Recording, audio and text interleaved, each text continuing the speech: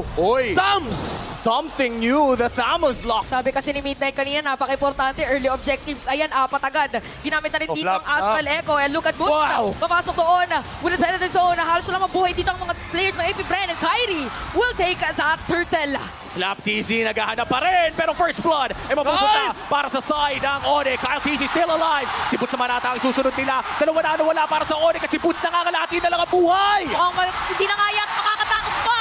It's gonna be a double kill para... Pero malaking death yung kay Kyrie. Yung one death on the Dirot, it slows down the tempo and it also allows AP Bren to play very, very aggressive. Sumama na kakas Chewe. Ogwen. Okay, nakita natin dito, ginamit ng Circling Eagle. Tatlong tatamaan doon.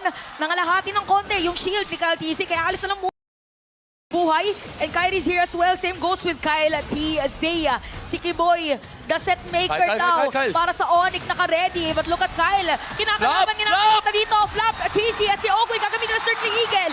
Napakalayo ginamit na. Flap Yung TC! penalty zone. And look at you! Saktong-sakto, sumasargo na naman.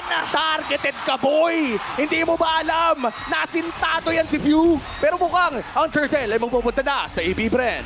Napakaganda ng Bren, masasaktan sila, especially with Flap TZ. Having that corrosion sight, yung movement na inaasahan dito ng Onyx Esports, malilimit.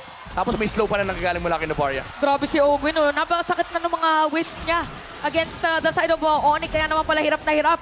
Yung Boy ay mapupok na rin nga dito ni Flap TZ. Oh, Ay, sinimulan na nakakapatong turtle. yan. Pero Kiboy, dumudugo na siya. Circling Eagle, yung palapaliko, si Kyrie hahanapin nila. At napapaalis na ng mga 1v3. players ng Onyx. Habang si Kyle TC nandoon, nakadiretso sa may pagong. Paano kayo lalapit ngayon? Kasi si Kyle TC makakasecure niyan. Nice zone na nagmumula kay Flap. Kakabanggit lang natin, Astral Echo, may slow yan. Dagdag mo dyan, patong mo yung damage na slow na nanggagaling kay Thumbs. Bawal kang dumikit sa objective ng AP Bren. And if you think na kaya mong tunawin yung Thumbs, may Vengeance, relax and chill lang AP Bren kasi scaling din yung lineup dito ng Onyx Esports.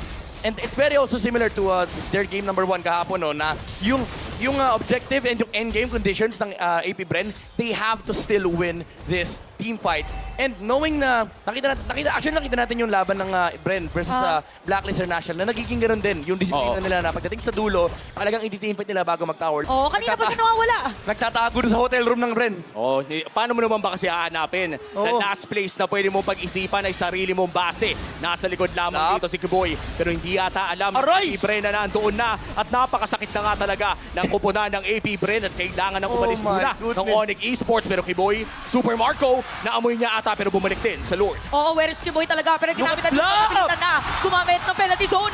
Kaya naman si Boots mamamatay na. Pero si Kiboy hindi pa rin yata aalis. Hindi pa rin talaga aalis. Anong plano ng Onyx ngayon? Kasi ang AP Bren lamang pagdating sa good at pwede nang sumula dito sa my Lord. This is Flap TZ versus Onyx with the support of Ogwen.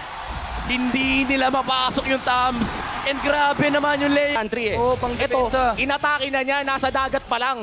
Depensa Corona mode 0 si Flap TZ. Ang sakit na dito ni Super Marco. Kanina pa tayo naka-highlight dun sa mga ibang players. Si Super Marco, okay lang na walang kill. Okay Marco? lang, 0. Pero meron naman, maraming 0 yung damage niya. At ang sakit naman na kasi talaga ni Super Marco, no? At bukod pa dyan, si Flap TZ, sinabi niya sa interview, Ano yun? wala nang mawawala sa akin. Kahit sino mong itapat, tuturugin ko. Tsaka- At ginagawa niya ngayon yun. Kahit sino sa Onyx, kahit sinong humarap, tatalo na niya. Sabi niya, hindi ako nag-predict ngayon.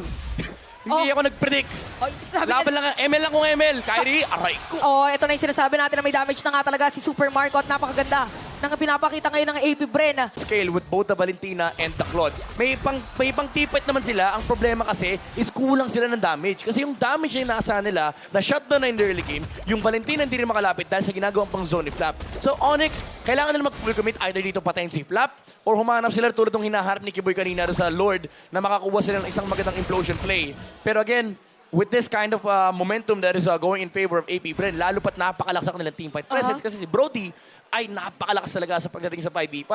It's hard to crack this kind of composition, especially with the amount of gold that they have on their course. Nasa kamay na ni Kiboy ang bola. Dahil- Kailangan makahanap siya ng play. Pero si Kyrie ata ang nahanap ni Flap TZ. Traleco? Kyrie, no choice na ata. Masyado ka kasing pogi, tol. Ooh, Kyrie, una mamabagsak nila. Explosion! Play para dito kay Kiboy.